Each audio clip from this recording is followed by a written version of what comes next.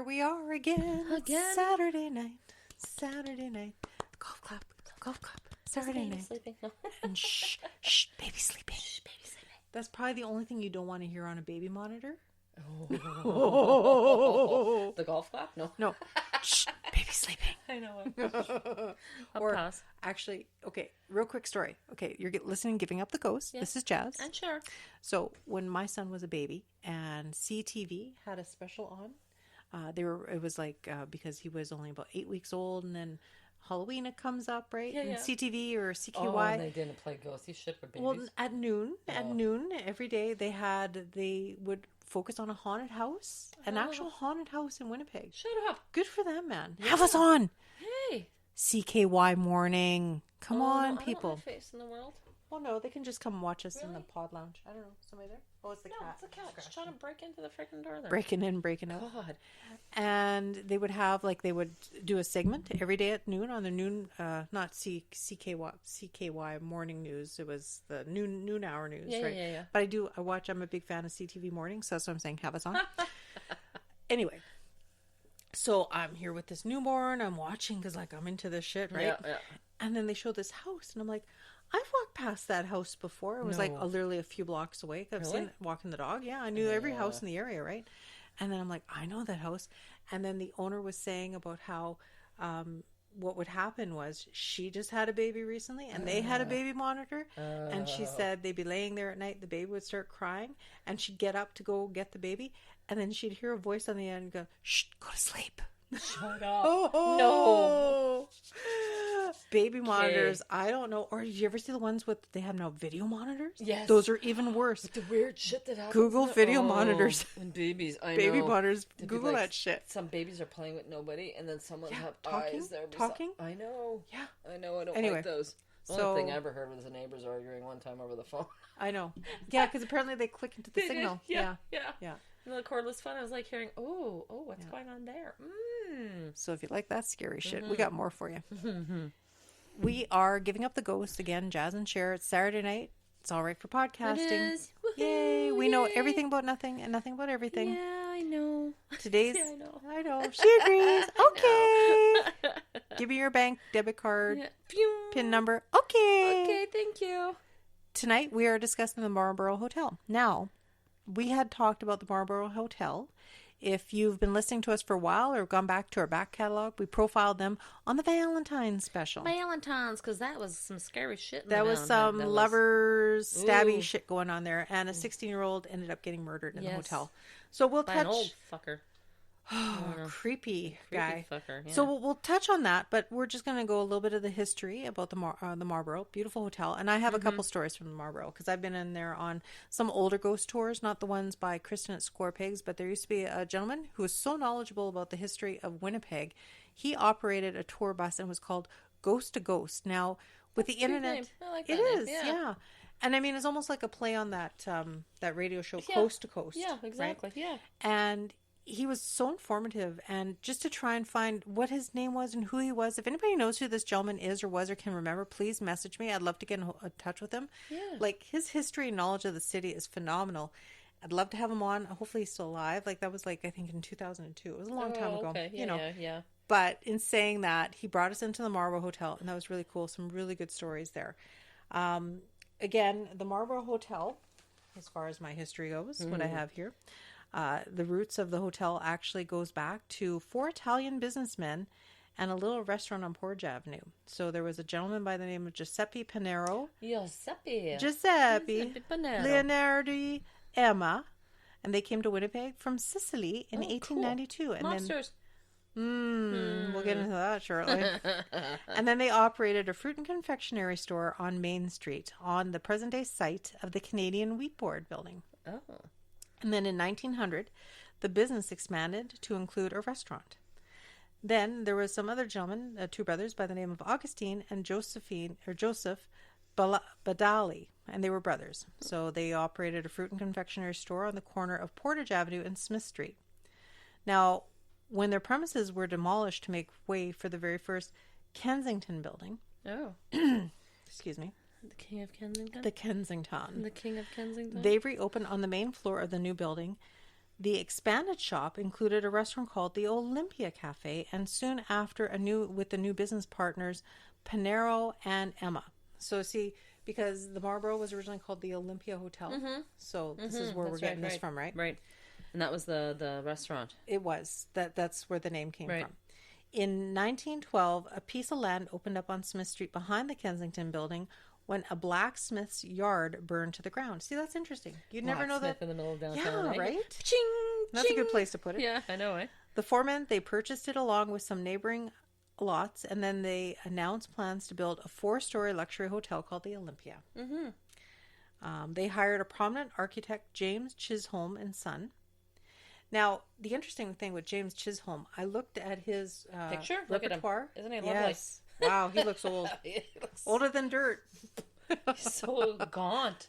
But him and his business, they are responsible for at least 40 or 50 projects in and around Winnipeg. Big projects. They're probably all demolished by now. Right. But everything and anything, they had their name attached to it. Yeah, it was amazing. That's eons ago. I was going to print off that list and read that list, but if anybody's truly interested, you could check with Winnipeg Heritage or the MB Historical Society. Shout out to them. Thank you guys for all your information all the time. You guys are awesome. We'd love to have you on at some point.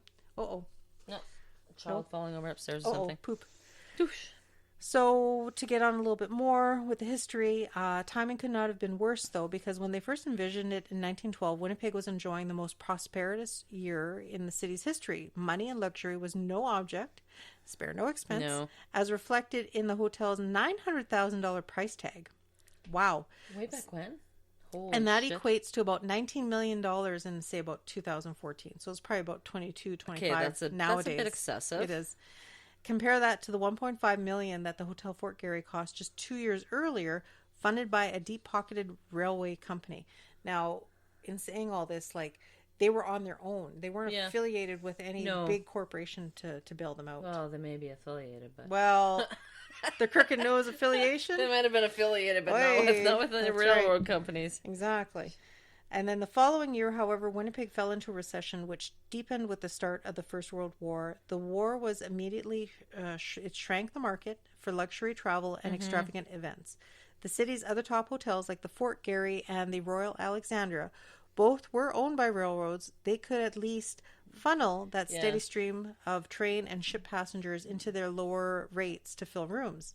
But for a standalone such as the Olympia, that option really didn't exist. Plus, they're kind of off the beaten track, right? Because the other hotels were by the CPR and the CN. There on the edge, And if you're a cafe to begin with, right? You dunzo. I know. Dunzo. And then it says here that the newspapers did not often report on the ongoing bad news of large advertisers. The first cracks, though, appeared in April of 1915 when the Free Press reported that Folger had tendered his resignation back in February and he refused to discuss the reasons why, but confirmed that he would stay on until the end of April or so, or until a successor could be appointed. I think that was, I missed a part. I think that was the manager. The manager, Yeah. And as it turns out that the successor would not be needed, because in a single paragraph story in the Free Press on May 5th, 1915, like a month later, it was reported that creditors had stepped in a week before and tried to attract additional investors with new buyers. But there was none to be found, and it was agreed that the hotel would cease operations immediately. A news story 5 years later noted that only one payment had been ever made on the building's $350,000 mortgage. One payment ever. One payment. See, and that you have the 5th. See, on mine it says on May the 3rd, the Olympia closed less than 6 months after opening. Okay. Due to times of war and financial hardship, it said for the remainder of the war years, the hotel was commandeered for military purposes. Yes, I have that part. Yeah, it's coming up here. But it's like May 3rd and yours said the 5th. That's funny, eh? It is off, yeah. Unless maybe this is the actual day and that's when they reported it. I think it was the reported day. Yeah. But here's the interesting thing. The creditors tried to salvage what they could by selling the building's furnishings at pennies on the dollar, a sign of how bad things were for the hotel. And some of the bedroom suites, that were advertised weren't even used, like brand spanking and new. They weren't exactly cheap shit too. They were high quality crap, man. If you'd like to refer back to our episode, the Valentines Special, we go into it in depth of what all went into the hotel. We won't repeat it at this point, but just very luxurious, like just the best, the creme de la creme. Over the board. Oh, way over beyond. The board, yeah. They would import things overseas and just crazy. Yeah. So, and continue on here. Actually, do you want to read the mini? The mini? The war here. The mini. The war may have been the final nail in the coffin for the Olympia, but it was also its salvation for the creditor, the Great West Securities Company. The federal government was desperately seeking space to house soldiers who came to Winnipeg from across the region. The Olympia, with its large rooms, dining facilities, meeting space, and close proximity to both train stations, was a perfect fit. In February 1916, it was announced that the federal government leased the hotel as the new recruiting center and barracks for the 184th Battalion. You know, I'm thinking that number seems familiar to me. I'm thinking if this is not like I have a relative or something that I don't know. I'll have to Google that after. Check it out. It took just a week to outfit it with the Army issued bunks. Oh my God, yeah, Army issued bunks instead of schwanky. Oh yeah, yeah. And furniture. The former luxury hotel was featured prominently in some of the 184th's recruiting ads, noting that it had the finest barracks in Canada. My God, yeah. Lovely. Yeah, let's go to war because we can go to the finest barracks in Canada. Yeah. Many young single soldiers gave up their apartments when they enlisted. As a result, dozens of war dead lists. Oh my God, really? Isn't that sad? List the Olympia Hotel as their final address. That's sad. That really is. Yeah. The government vacated the building in 1918, and the following year it was leased to local hotelier John Lee for about $10,000. Lee had a long history of owning and managing hotels in the city, including the National and the St. Regis Hotel. Do you want to read more? No, go ahead, because I'm going to read this part here. Other services such as the restaurant and barbershop reopened in the hotel was back in full swing. Ba, ba, ba. Lee remained at the Olympia until December of 1919, when Thomas Babin took over for a period of a few months. Babin pushed the food and entertainment side of the business, introducing after-theater suppers and dances. I wonder what kind of after-theater and suppers and dances those were. Wawa, Gentlemen's Club. Gentlemen's Club. I lost my beer. Here it is. I found it. Thank God. Oh my God. Thank God. Panic there. I did. A further sign of how bullish the original owners were, the building was constructed with such an expansion in mind. Cartier Hollis Aldinger returned as the contractor. It was originally thought that the hotel could remain open during the $600,000 expansion when, in 1921, oh my God. But soon after the work got underway in the spring of that year, it became apparent that it would have to close as new elevators and mechanical areas had to be added to the original structure. I imagine I'm sure... it was added in 3 pieces, eh? Like, as far as, like, how they added sections once they rebounded. Kept on adding, right? Yeah. 70 men worked on the reinforced concrete addition with its clad in Fort William corduroy red brick with Bedford stone trim. Oh, he has his own stone?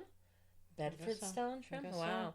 The main feature of the addition was the 8th-floor, 50 by 52-foot banquet room called Why do I have so much problem saying that fucking name? Marlborough Hall. There you go. With its own kitchen. I'll make you ride lines after this. It's like terrible. And adjoining 50 by 40 foot concert room. Wow, 50 by 40 foot concert room is pretty big, called the Blue Room. Yeah. The 2 spaces could be opened into each other for large events. Okay, so we're talking like 100 by 92. That's a big ass room. While construction was underway, Colonel Ralph Webb, manager of the Windsor Hotel in Montreal, was hired on. Webb had lived in Winnipeg from 2006 until after he left for the war. It was a fortunate hire as Webb became a huge booster of the city, and just 2 years later, it's Mayor Webb. It was also announced that when the hotel reopened, now I'm talking with an accent, it would have a new name, the Marlborough. There you are. In 1925, the hotel was the site of the conference that created the Royal Canadian Legion. A number of local organizations from the Winnipeg Board of Trade to the Winnipeg Press Club had their headquarters big one there. Yeah. Legion, Press Club, and Winnipeg Board of Trade. Cool. You know, the funny thing that I have to inquire on, and I tried to Google as I was looking up this information that we just finished reading, 70 men worked on it. Like, remember, we still want to do the deep dive with the legend stuff. We want to go on the tour and stuff because a lot of men died making... I was going to say, how many of those 70 men? Yeah. And you can't find anything. No. Not in the papers and nothing. Nothing, eh? No, totally silent on that one. I'm sure I'm sure there was casualties. Like, I'm sure 01? the one big union. The one big That's union. just called One Big Union. Yeah. Now, with every good